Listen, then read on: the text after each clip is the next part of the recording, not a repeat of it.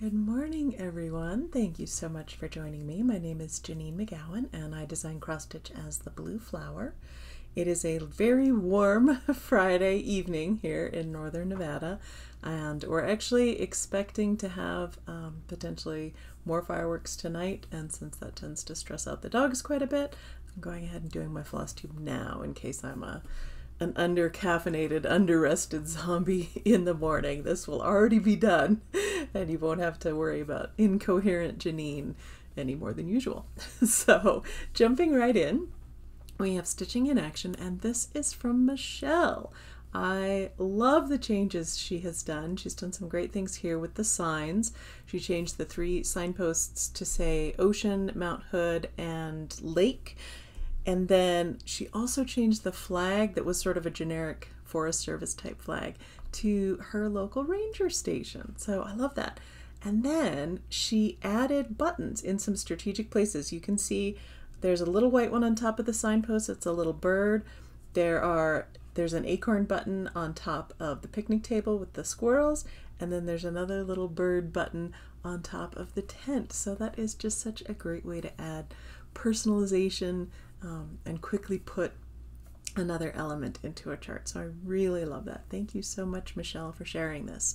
As the icing on the cake, it is going to be hung in her camper once it's framed, so that makes it even more special. As always, if you've stitched a blue flower design, I'd love to see it so I can share it here and on the website. Go ahead and drop me an email with the picture. And if you are stitching a blue flower design and you want to get some inspiration, there's a Stitching in Action page on the website so you can take a look and see what other stitchers have done. What I'm stitching, speaking of other stitchers, is models right now. So I haven't started the summer Things of Summer from Posie, but I'm almost done with the last of the autumn release models, so I hope to get to that very soon. And I have been able to have some stitching time at least, even if it's not strictly personal stitching. All right, Stash Spotlight. I have 2 little ones here from a designer I haven't stitched before. I have several of the designs, but I haven't stitched any of them. And the first one is called The Little Cat. Let's see if I can get properly in there. I just love this. It's so colorful. They're bright, fresh summer colors. It's so charming. She's made the animals so expressive, and I just love it. There is a pair of these, and I think I got these when I was at the Silver Needle, but I'm not sure. But there's the little dog as well, and again, just so expressive, so cheerful and colorful.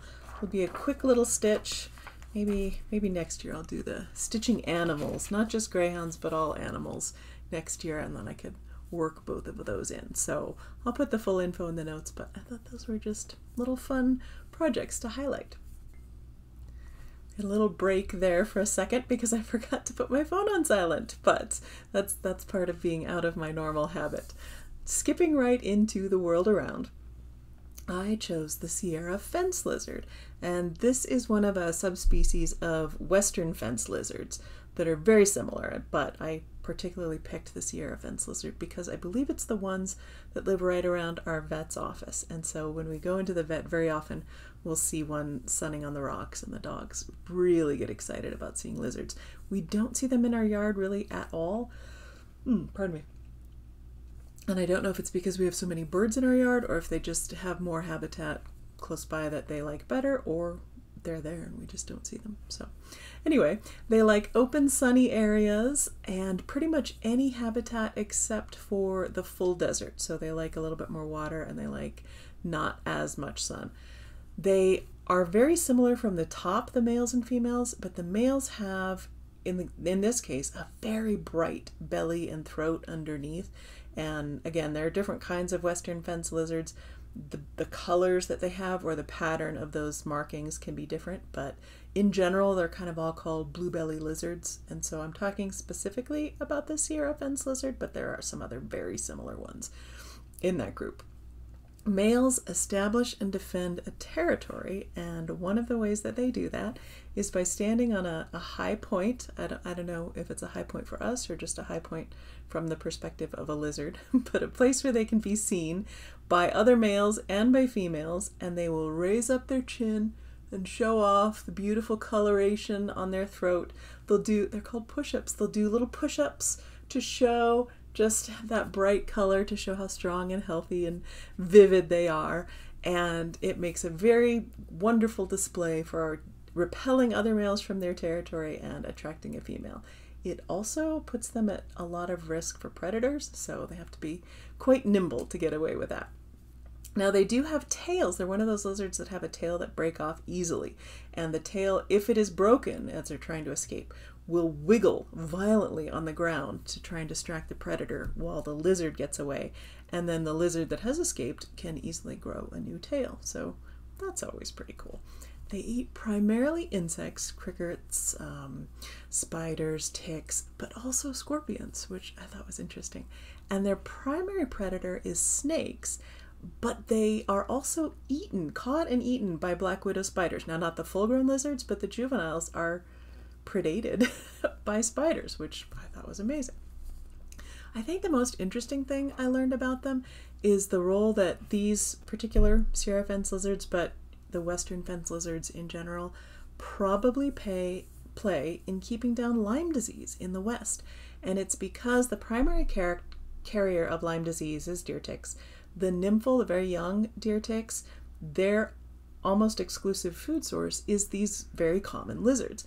And these blue belly lizards have a bacteria in their blood that kills Lyme disease. And so when the nymphal ticks attach onto a lizard and get that blood meal, they also take on the bacteria that kills Lyme disease in them. And so if they continue to grow and be parasitic on other hosts, they don't necessarily pass that Lyme disease because they're no longer carrying it, which I thought was just so interesting. And I'm sure there are scientists right now working on that bacteria and ways that we could maybe use it to deal with Lyme disease. I found out that they, like many animals, mate and have procreation in the spring. They do this by digging shallow pits and laying eggs. I couldn't find out if they guard those nests until the babies are hatched or even beyond that. So if anyone knows, I would love to find out. That's what I could find out about the Sierra fence lizards. I got a glimpse of one the other day, just when I went to pick up medicine before the 4th of July to try and keep the dogs calm. But yeah, it was a lot of fun to learn about them, and I look forward to being more aware of them in the future. On to questions. Last video, I asked something that you're proud of, and I have to say you guys are amazing. I'm so proud of all of you, of the things that you've done that were amazing and meaningful to you, and I really appreciate that you were willing to share them with me. And I don't ever want it to be like, oh, it needs to be impressive. I think the things that we're proud of are the things that mean something to us, and that's really important. So it was an absolute delight to hear those things from so many of you. Now this video, the question is, what do you do to beat the heat? Because it's hot. It's not as hot as it was projected to be, which is lovely, and it is certainly not as hot as some other places. I know Lois in California is getting temperatures that we are not getting here right now, so I'm appreciative of every degree of cool that we have. But I just wonder, do you have any tips or tricks, things you do to cool down or to feel cooler, even if it doesn't actually cool you down? I know some people eat very spicy food, or obviously go to the lake, or, you know, stay inside and stitch. That's more my approach so far, has been to stay inside and stitch and not cook very much. So it's working as well as it can. And I'd love to hear from you if you have any hot weather treats or anything that you really enjoy when it is just too warm. All right, best thing. Because I am model stitching the last of the autumn releases, it means that I get to work on to designing the next set, which is winter. So maybe that's a way to keep cooler as well. But I finally got to start working on my design for the Jingle Ball class this winter, and I'm very excited because what was in my head seems to be working, which is always a relief because you just don't know until you start actually putting it into the software and laying it out. So yeah, that's been a lot of fun, and I'd like to think it keeps me cooler, looking up things that have to do with winter, but maybe it's all in my head. All right, last video we had this beautiful next door giveaway chart from Heartstring Samplery. I was using the word friend in the comments, many wonderful comments about friends from all of you. And the winner is Margaret Porter and then it says A3553. So Margaret, I believe you mentioned your friend is coming to visit this month, July. So I hope if they're already there that you're having a lovely time, and just go ahead and get in touch with me, drop me an email, and I will get your information so I can send you this chart. Now for giveaway this time, I've got a little combo here. First off, this is beautiful thread from Cottage Garden, Morrison, which seemed kind of like beachy colors to me, a bit by the sea. Again, staying cool is always my theme. And this pair of little shell, or I guess 2 shells and 1 little sailboat from Puntini. I'm going to see if I can get you a better view here. There we go. She makes such lovely things, but it was just sort of a beachy seaside feel.